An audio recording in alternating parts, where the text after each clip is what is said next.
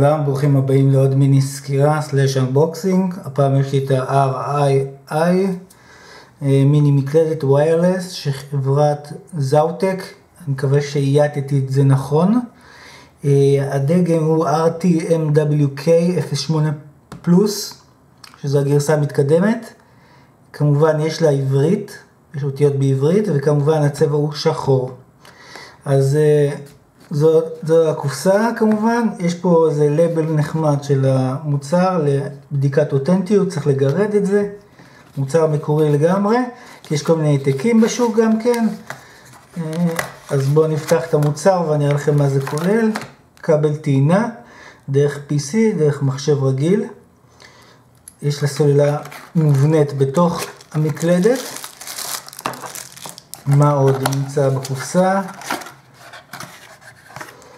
אוקיי, יש פה הוראות בשפה האנגלית, אין פה סינית כמובן, כן,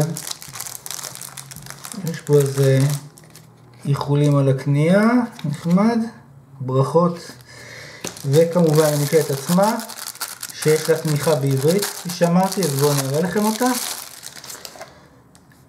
אתם רואים, אותיות בשפה העברית, שוב פעם, מקלדת מאוד פופולרית בישראל. זאת הגרסה האחרונה, המקשים נראים קצת שונה. יש פה מין טאצ'פד כזה, שאפשר לנווט את הסמן של העכבר על המסך. מאוד מומלצת לאנשים שמשתמשים במיני PC, קופסאות אנדרואיד. אז יש פה עברית.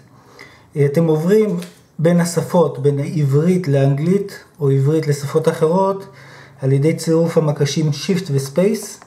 בו זמנית, ככה זה עובד לצערי, אין פה Alt ו-Shift, זה לא עובד Alt ו-Shift כמו בחלונות.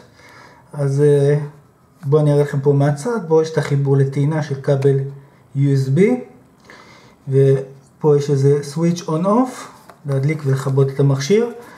בגב של המכשיר יש בפנים את המיני דונגל, שאותו מחברים למיני PC, בעיקרון זה יכול להיות גם PC רגיל, אין בעיה.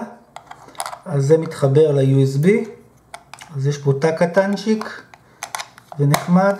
סך הכל מקלדת מאוד איכותית, מאוד טובה. ראוי לציין איך מתקינים את העברית פה, כדי שיעבוד הכל כמו שצריך.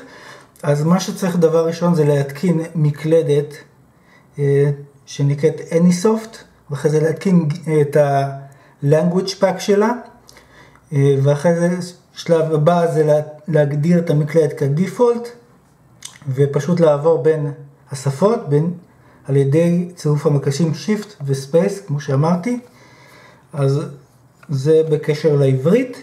הגרסה הנוכחית החדשה יותר, יש לה תאורת מקשים, מין backlight כזה, חלש.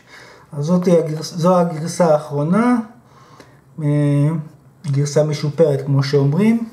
מוצר מאוד זול ואיכותי, אז אני מקווה שנהניתם מהמיני סקירה סלש אנבוקסינג של ה-RII Wireless Keyboard, ותודה רבה שצפיתם. אתם מוזמנים לתת לייק כמובן, ולהתראות בפעם הבאה. ביי.